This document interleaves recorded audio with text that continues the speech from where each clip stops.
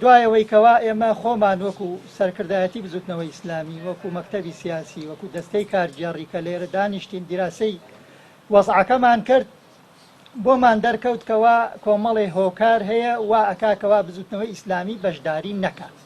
یەکێ لەو هۆکارانە مەسەلەی ساختەکاری. ئێمە جاری پێشوو هەمووتان لەوەچێ ئاگادار بن کە هەڵبژاردنەکانی پێشووی عێراق کرا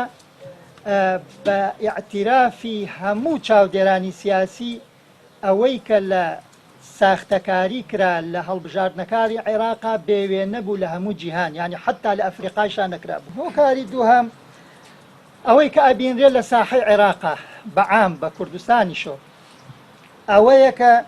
بەڕاستی هەوڵێک هەیە بۆ ئەوەی خەریتەی سیاسی لە عێراقا هەر بەو شێوازە بمێنێتەوە زۆر گۆڕانکاری تیان نەکرێت، یعنی هەر ئەو شێوەی کە ئیستا هەیە بمێنێتەوە زۆر گۆڕانکاری تیان نەکرێت. ئەمەش لە پێناوی ئەوەی کەوا ئەو وەزعە گۆڕانکاریکی جەزری تیان نەکرێت و ئەو خەریتە سیاسی هەر بەو شێوازە بمێنێتەوە دەسەبەن بۆ هەموو ساختەکاریەک و